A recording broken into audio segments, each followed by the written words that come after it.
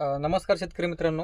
आज जे काय आपण स्लरी भिजायला घातलेली आहे शेंगदाणा आणि सरकी, तर तिला आज तिसरा दिवस आहे आणि ह्या सरकीच्या बद्दल आपण जो काही व्हिडिओ टाकला होता त्या व्हिडिओच्या माध्यमातून बऱ्याचशा कमेंट अशा आलेल्या आहेत का ही स्लरी केव्हा वापरली पाहिजे, केव्हापासून चालू केली पाहिजे किंवा किती दिवस ठेवली पाहिजे आणि अजून आपण ही कुठल्या कुठल्या पिकांना वापरू शकतो का फक्त डाळिंबालाच वापरू शकतो, असे काही कमेंट आलेले आहेत. तर ह्याच कमेंटचं उत्तर देण्यासाठी आपण जो आहे आजचा आपला व्हिडिओ जो आहे आपण बनवत आहे, की हे कोणी कोणी वापरलं पाहिजे, कसं वापरलं पाहिजे, स्टेज कुठली असली पाहिजे, तर त्याचविषयी आपण आज चर्चा करून घेऊया.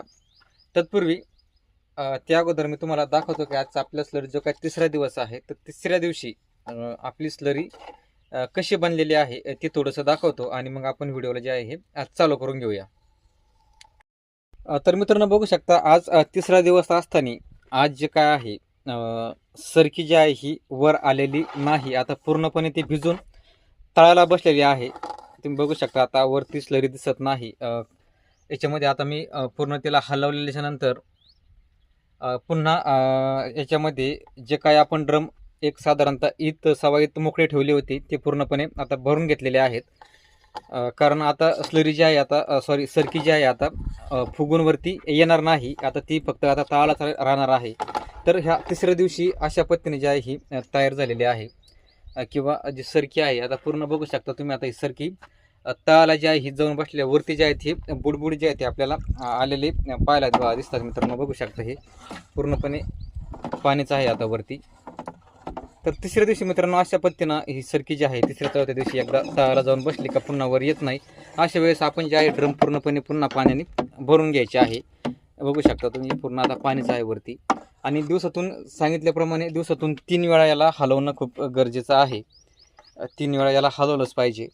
आता मी सकाळी एकदा हलवून गेलो होतो, आता पुन्हा याला हलवण्यासाठीच आलेलो आहे आणि म्हणलं चालूमध्ये व्हिडिओ पण काढूया. तर आता चालू करूया आपल्या मेन विषयाला, की कुठल्या स्टेजपासून वापरलं पाहिजे किंवा तेलाच्या बागेला वापरलं पाहिजे का, तर ते पण आता आपण थोडीशी चर्चा करूया.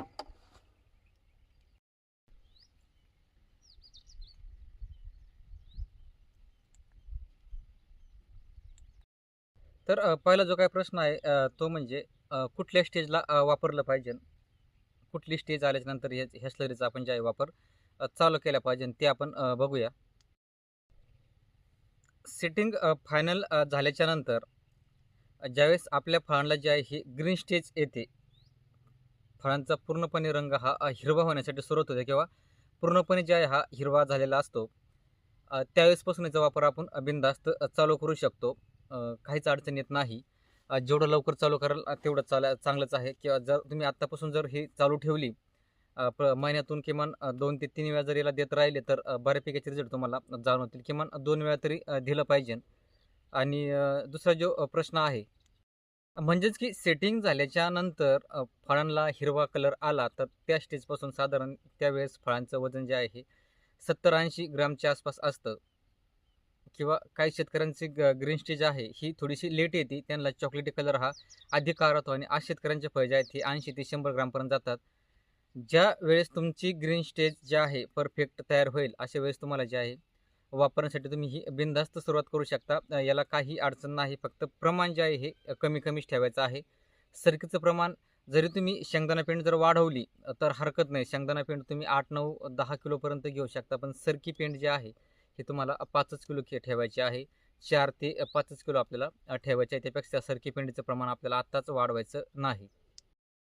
यानंतर प्रश्न असा आहे का किती दिवस भिजायला ठेवायची, तर साधारणतः उन्हाळा दिवस आहे. उन्हाळ्या दिवसामध्ये आपण तिला 4 दिवस भिजवायचं आहे आणि 5व्या दिवशी ड्रिपच्या माध्यमातून द्यायचं आहे. किंवा तुमच्याकडे ड्रिंचिंगची जर सुविधा उपलब्ध असेल तर तुम्ही त्याला डायरेक्ट ड्रिंचिंगही करू शकता. ड्रिंचिंग करण्यासाठी त्याला काही अडचण येत नाही. किंवा ड्रिपमध्ये देणार असाल तर थोडेसे कष्ट घ्यावे लागतील त्याला थोडंसं गाळण्याचं वगैरे. तर ते फिल्टर करण्यासाठीही सोपं जावं त्यासाठी आपण एक थोडंसं जुगाड जे आहे ही बनवणार आहोत. ते जुगाड आता उद्या किंवा परवा दिवशी मी बनवेल. ते बनवल्यानंतर सक्सेस जर झालं तर त्याचाही एक व्हिडिओ तयार करून मी यूट्यूबला टाकून देईन, जेणेकरून त्यामुळे तुम्हाला त्याचा अजून एक फायदा होईल का फिल्टर करण्यासाठी जो आपला जास्तीत जास्त वेळ खर्च होतो, सोबत कष्टही त्याला जास्त लागतात, तर ते कष्टही होऊ नये आणि वेळही जास्त लागू नये, कमी वेळात सुटावे, कमी कष्टात ते आपलं परफेक्ट ड्रिपने जावं, त्यासाठी आपण प्रयत्नशील आहोत. ते जर सक्सेस झालं तर नक्कीच तेही तुम्हाला मी आपल्या यूट्यूबच्या माध्यमातून सांगणार आहे. तर साधारणतः आपल्याला 4 दिवस भिजवायचे आहे आणि 5व्या दिवशी जे आहे आपल्याला त्याचं जे आहे ॲप्लिकेशन जे आपल्या जसं आपल्याला पॉसिबल होईल त्या पद्धतीने आपल्याला ते करायचं आहे. यानंतर तेलाच्या बागेत चालतं का? तर हा एक प्रश्न आला होता का तेलाच्या बागेला सोडले तर चालेल का?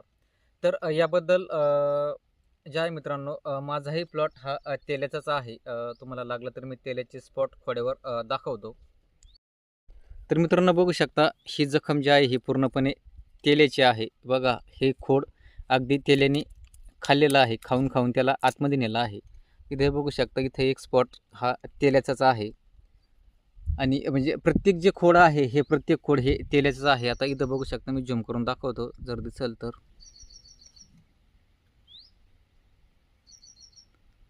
बघा मित्रांनो, इथं खोड अगदी उरलेलं आहे तेलाचं आणि इथे जिथं फाटा आहे फुटलेला, त्या फाट्यापाशी बघू शकता इथे खोड जे आहे हे तेलाने खाल्लेलं आहे. तर माझी बाग तेलाचीच आहे. माझ्याही खोडावर झाडावरती तेले आहे. तरी मी याला वापरतो. मला आतापर्यंत याच्यापासून तेले ॲक्टिव्ह झालं आहे असं कधी जाणवलेलं नाही. कारण तेले ॲक्टिव्ह होण्यासाठी याच्यामध्ये असले कुठलेही कंटेंट नाही की ज्यामुळे त्याला तेल जे आहे हा ॲक्टिव्ह होईल. याच्यामध्ये आहे तर काय मित्रांनो, प्रोटीनचं प्रमाण जास्त आहे, कार्बोहायड्रेटचं प्रमाण जास्त आहे आणि प्रोटीन आणि कार्बोहायड्रेट याने तेल कधीच वाढत नाही. याने झाडाची रोगप्रतिकार शक्ती वाढते, झाडाची हेल्थ चांगली होते आणि झाडात अन्ननिर्मितीची क्रिया जी आहे ऑलरेडी फास्ट होऊन जाते. कारण रेडी जे आहे याला प्रोटीन जे आहे आपल्या झाडांना मिळतं. कारण याला जमिनीमध्ये जाऊन कुठलीही प्रोसेस जे मित्रांनो ही करायची जसं का आपण NPKचे खतं देतो. NPKचे खतं दिल्याच्यानंतर जे काही वॉटर सोल्युबल खत देतो, ते आपल्याला अपटेक करून देण्यासाठी आपल्याला जमिनीमध्ये आपल्याला बॅक्टेरिया लागतात. ते बॅक्टेरियाच्या चयापचय क्रियेतून जे आहेत ते आपल्या पिकांना जे आहेत अपटेक करून दिले जातात. तसं याला कुठलीही प्रोसेस नाही. हे जमिनीत गेल्याच्यानंतर डायरेक्ट पिकाला जे आहे हे आपल्या अपटेक होण्यासाठी जे आहे ही सुरुवात होत असतं. त्यामुळे याच्यामध्ये तर आणि राहिला नायट्रोजनचा विषय. आता शेंगदाणा पेंडीमध्ये नायट्रोजन आहे, तो आहे फक्त 2%. आता 2% नायट्रोजनने तर जे आहे तेल ॲक्टिव्ह होऊ शकत नाही. कारण 2% नायट्रोजनमध्ये झालंच किती त्याच्यामध्ये, खूपच कमी प्रमाणामध्ये आहे. आणि हा जो आहे तो युरियासारखा किंवा इतर ग्रेडसारखा नायट्रोजन नाही. हा ऑर्गॅनिक स्वरूपातला नायट्रोजन असल्यामुळे मला तरी वाटत नाही की याने तेल ॲक्टिव्ह होऊ शकतो. यासोबतच एक शेतकरी आहेत, त्यांचा मी त्यांच्या प्लॉटमधून त्यांना व्हिडिओ जे आहे हा शूट करून पाठवण्यासाठी सांगितलेला आहे. ज्यावेळेस ते व्हिडिओ टाकतील मला, त्यावेळेस मी तो व्हिडिओ आपल्या यूट्यूबला जो आहे हा अपलोड करून देईल. त्यांचीही त्यांना का सांगितलेलं आहे, कारण ते जे शेतकरी आहेत त्यांनी ग्रीन स्टेज चालू झाल्यापासूनच जे आहे त्यांच्या प्लॉटमध्ये शेंगदाणा आणि सरकीचा जेव्हा वापर चालू केला होता, त्यांच्या प्लॉटमध्ये सुद्धा ऑलरेडी तेल्या आहे. तरीसुद्धा आपण सांगितल्यानंतर त्यांनी जो आहे तो वापर चालू केलेला आहे आणि त्यांनी चालू केल्याच्यानंतर त्यांना त्यांच्या प्लॉटमध्ये तेल ॲक्टिव्ह झाला आहे का नाही, ते पण त्यांना त्या व्हिडिओमध्ये आपल्याला सांगतीलच. कारण त्यांचा प्लॉट तेलाचा असताना वापर चालू केल्याच्यानंतर त्यांच्या प्लॉटमध्ये कुठं तेलही ॲक्टिव्ह झाला नाही आणि त्यांच्या फळांची फुगवण ही खूप सुंदर झालेली आहे. आणि ती आता ते जे काही आपल्याला व्हिडिओ टाकतील ते व्हिडिओ मी अपलोड केल्यानंतर तुम्हालाही तो प्लॉट पाहण्यासाठी मिळेलच. कारण माझाही प्लॉट तेलाचा आहे, मी वापरला, मला काहीच ते साईड इफेक्ट जाणवले नाही म्हणून मी त्यांना सांगितलं. त्यांनी ते डेअरिंग करून माझ्या भरोश्यावर वापरलं. त्यांनी साधारणतः माझ्या मते कमीत कमी 5 ते 6 जास्तीच केले असतील, पण माझ्या माहितीप्रमाणे 5 ते 6 ॲप्लिकेशन त्यांनी त्याचे केलेले आहेत. पण बहुतेक असं वाटतं की त्यांनी ते त्याच्यापेक्षा जास्त ॲप्लिकेशन केलेले आहेत. पण तरीही त्यांच्या प्लॉटवर कुठलाही साईड इफेक्ट त्याचा आलेला नाही किंवा तेल त्यांच्या प्लॉटमध्ये जे आहे ॲक्टिव्ह झालेला नाही अजिबात. त्यांच्या प्लॉटमध्ये त्यांना थोडासा पाकळी कृपयाचा प्रादुर्भाव जाणवला किंवा फळकुजीचा प्रादुर्भाव जाणवला. शक्यतो प्रॉब्लेम सरकी देण्याने तो काही येऊ शकत नाही. तो नॅचरल आहे. तो दिली तरी किंवा नाही दिली तरी तो जे काही आपल्या प्लॉटमध्ये जो काही थोडाफार कुजणे किंवा पाकळी करपा लागणे हे होतच असतं. आणि पाकळी करपा लागणे किंवा फळकूज होणे याचा संबंध डायरेक्ट मुळाशी आणि तुमच्या पाण्याशी येतो. पाणी जास्त प्रमाणात देणे चिडचिडमुळाचे एरियामध्ये राहणे, वापसा कंडिशन न होणे, ह्या गोष्टींमुळे जे आहे हा पाकळी करपा येत असतो, फळकूज येत असते. त्यामुळे त्याचा आणि याचा काही संबंध नाही.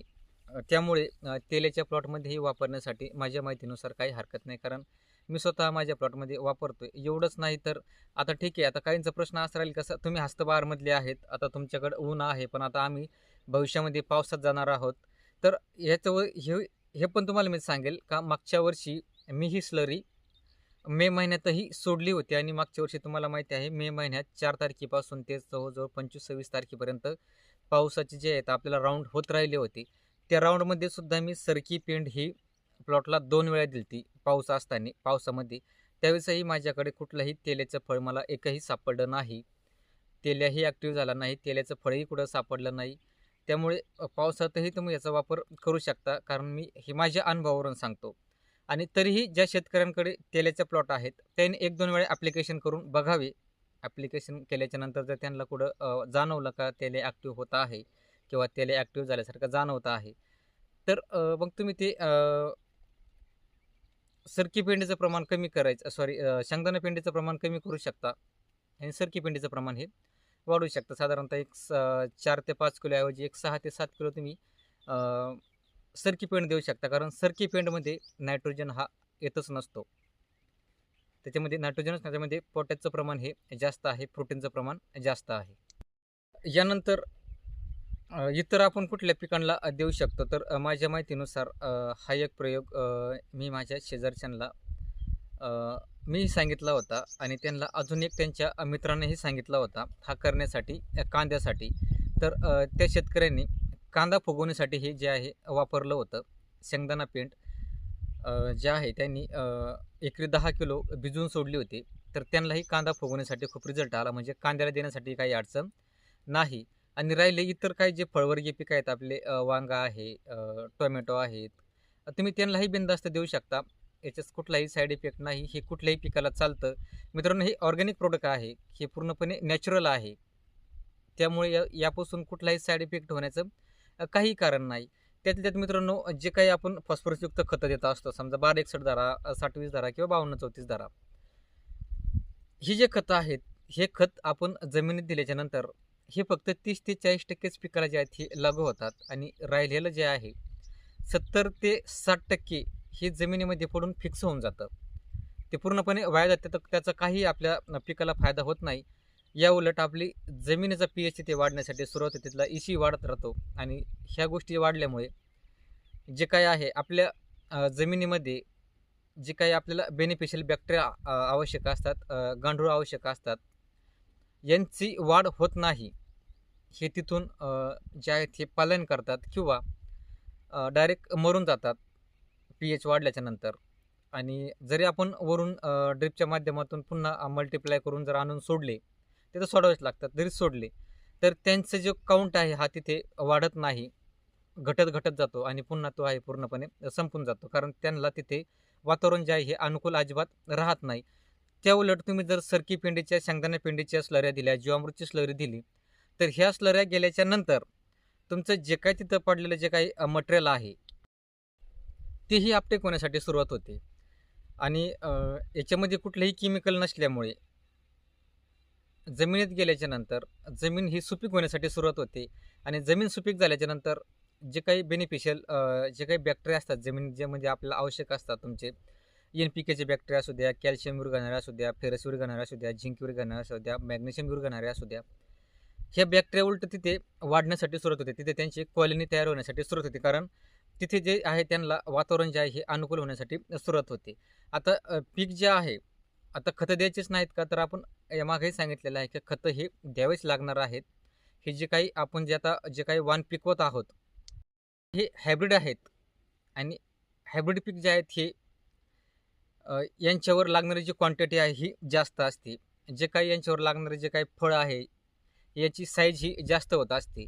तर त्याची रिक्वायरमेंट NPKची तर आहेच, त्याला ते लागणारच आहे. पण याचं प्रमाण आपल्याला जे आहे हे कमी करायचं आहे. वॉटर सोल्युबल खताचं प्रमाण हे आपल्याला, आता तुम्ही जर महिन्यातून 2 वेळा जर सरकी दिली, आता ती अशी आहे मित्रांनो, एकदा टाकल्याच्यानंतर आपल्याला 2 वेळा यूज करायचा असतो. त्यावरही मी एक वेगळा व्हिडिओ टाकेल, यामध्ये काही चर्चा करणार नाही, पण एक शॉर्टकटमध्ये सांगतो. पहिल्यांदा 4 दिवस भिजवली, फिल्टर करून ड्रिपने सोडून दिली. जे काही मटेरियल शिल्लक राहिलेलं आहे त्यामध्ये पुन्हा आपल्याला 2 किलो गूळ ॲड करायचा आहे, 1 किलो बेसन ॲड करायचं आहे आणि पुन्हा पाण्याने जो आहे ड्रम पूर्णपणे आपल्याला भरून टाकायचा आहे आणि पुन्हा 3 ते 4 दिवस त्याला पुन्हा भिजवायचं आहे आणि पुन्हा ते सोडायचं आहे. असं आपल्याला ज्या ठिकाणी आपल्याला महिन्यात 2दा कर्ज आहे त्या ठिकाणी आपले 4 ॲप्लिकेशन होणार आहे. ते 4 ॲप्लिकेशन याचे झाल्याच्या नंतर साहजिक आहे तुमचं 4 वेळाचं वॉटर सोल्युबल खत जाणार नाही. म्हणजे ते तुमचं खत देण्याचं वाचलं. म्हणजे ज्यांना एक टायमाला 1 बॅग लागते सोडण्यासाठी, ज्यांचे 4 एकर 5 एकर क्षेत्र आहे, त्यांचे महिन्यातले 4 ॲप्लिकेशन वाचले म्हणजे महिन्याच्या 4 बॅग वाचल्या म्हणजे महिन्याचे जवळजवळ 20 ते 22,000 रुपये त्यांचे वॉटर सोल्युबल खताचे तिथे वाचले. आणि मग जे काही इतर आपण जे देणार आहोत समजा बाकीचे आपण शेड्यूलप्रमाणे, त्यानंतर तुम्हाला जे काय आहे त्या पाण्यामध्ये तुम्हाला जे आहेत हे NPKचे खतं, आपल्याला जे काही वॉटर सोल्युबल खतं आहे 052 34 धरा किंवा इतर जे ग्रेड धरा 42 47 धरा, हे ग्रेड आपल्याला द्यायचेच आहेत. यामध्येही आपल्याला अजून निवळ्याचा पण आपल्याला व्हिडिओ टाकायचा आहे. आता हे ॲप्लिकेशन झाल्याच्या नंतर मी निवळ्यांचा व्हिडिओ टाकणार आहे.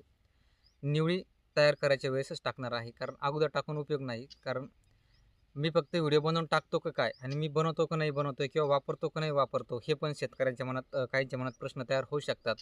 हा फक्त आपल्यालाच सांगतो आहे आणि स्वतः काही वापरताना काही दिसत नाही. त्यामुळे ज्यावेळेस मी ते बनवणार आहे त्यावेळेस त्याचाही व्हिडिओ मी टाकणार आहे. ते कशा पद्धतीने भिजवणार आहे, किती प्रमाण घेणार आहे, कुठलं खत ते वापरणार आहे, हे पण मी तुम्हाला त्या व्हिडिओमध्ये त्या व्हिडिओमध्ये आपण ते सांगण्याचा प्रयत्न करणार आहोत. कारण बनवताना जे आहे व्हिडिओ टाकलेला जो आहे हा योग्य राहील आणि माहिती सांगण्यासाठी इथे योग्य राहील. तर जे काही आत्तापर्यंत जे काही प्रश्न होते त्या प्रश्नाचं उत्तर आपण आजच्या व्हिडिओमध्ये दिलेलं आहे का, कोण वापरू शकतंय, कसं वापरू शकतंय. तर ऑल इन वन हे कोणीही वापरू शकतं, कुठल्याही स्टेजला कुठल्याही फळांना किंवा कुठल्याही यांना पिकांना हे वापरण्यासाठी काही अडचण नाही. तेलाच्या प्लॉटलाही माझ्या माहितीनुसार काही अडचण नाही, कारण मी तर अगोदर सांगितलेलं आहे की माझाही प्लॉट तेलाचा आहे आणि अजूनही प्लॉट तेलाचा आहे, जो आपल्यापासून साधारणतः एक 90 ते 100 किलोमीटर अंतरावर आहे. तेही आपल्या यूट्यूबच्या माध्यमातून व्हिडिओ बघून ते आपल्याशी कॉन्टॅक्ट करतात आणि त्यांना ज्या पद्धतीने सांगितलं होतं त्या पद्धतीने त्यांनी ते केल्यानंतर त्यांच्या प्लॉटमध्येही तेले असताना कुठलाही त्यांना प्रॉब्लेम आलेला नाही. त्यामुळे तेलाच्या प्लॉटलाही काही टेन्शन नाही. तुम्हीही वापरू शकता. आणि तेलासाठी आपण आता स्पेशल जे आहे ही सिरीज चालू करणार आहोत का तेल कंट्रोल करण्यासाठी आपण कशा स्टेपने गेलो पाहिजे, त्याच्यासाठी आपण काय काय प्रॅक्टिसेस केल्या पाहिजे, कुठले स्प्रे घेतले पाहिजे, खतांचं नियोजन आपण कसं ठेवलं पाहिजे जेणेकरून आपल्याला तेल जे आहे हा कंट्रोलमध्ये ठेवता येईल आणि आपलं उत्पन्न जे आहे आपल्याला वाढवता येईल, आपल्याला जे नुकसान आहे आपलं नुकसान हे टाळता येईल. तर अशी नवीन नवीन माहिती डेली मिळवण्यासाठी, कारण मित्रांनो आपण डेली व्हिडिओ जे आहे आपण हा देत राहतो. आपलं कुठलंही वैयक्तिक आपलं प्रोडक्ट नाही की आपण कुठल्याही प्रोडक्टची जाहिरातही करत नाही, कोणाचं प्रमोशनही करत नाही. आपल्याला जे काही शेतकऱ्यांना फक्त ज्या काही गोष्टी आवश्यक आहेत त्या गोष्टीबद्दलच आपण आपल्या व्हिडिओमध्ये आपण चर्चा करत असतो आणि जे काही आपण फवारणीसाठी औषधं वापरतो किंवा खत वापरतो त्याचा रिझल्ट आपल्याला बेस्ट वाटला तर तेच आपण शेतकऱ्यांना सुचवतो. त्यामुळे जे काही आहे आपल्याला कोणाची काही हे नाही आहे, कोणी आपल्याला कोणी काही पैसे वगैरे काही देत नाही कोणाचं काही प्रमोशन करण्यासाठी किंवा आपण कोणाकडून पैसे पण जे आहे हे घेत नाही. तर अशीच आपल्याला नवीन नवीन माहिती सतत अपडेट्स घेत राहण्यासाठी तुम्हाला फक्त एकच करायचं आहे. चॅनलला जर नवीन असाल तर चॅनलला सबस्क्राईब करायचं आहे. व्हिडिओ जर आवडला तर लाईक करायचा आहे. तुमचा काही प्रश्न असला तर कमेंटच्या माध्यमातून तुम्हाला विचारायचं आहे. त्यासोबतच जे काय आहे लाईकच्या शेजारी एक हाईपचं बटन आहे. तुम्हाला एक हाईपही करायचं आहे. हाईप करण्यासाठी मित्रांनो कुठलेही पैसे लागत नसतात. हाईप तुम्हाला हे फ्रीचं असतं. हे फक्त आपल्या चॅनलला पॉईंट भेटत असतात. आणि व्हिडिओ जर आवडला आणि माहिती तुम्हाला जर वाटली ही छान माहिती आहे, सुंदर माहिती आहे, तर ह्या माहितीचा फायदा जे आहे तुमच्या मित्रांनाही होऊन द्या आणि तुमचे कोणी नातेवाईक आहेत जे डाळिंब शेती करीत आहेत त्यांनाही होऊ द्या. आणि ही माहिती त्यांना जर त्यांच्यापर्यंत जर पोहोचायचं असेल तर तुम्हाला फक्त एकच करायचं आहे का हा जो व्हिडिओ आहे त्यांना शेअर करायचा आहे. तर जी काही माहिती होती ती आपण आजच्या व्हिडिओमध्ये दिलेली आहे. तर थांबूया आजच्या व्हिडिओमध्ये इथेच. धन्यवाद.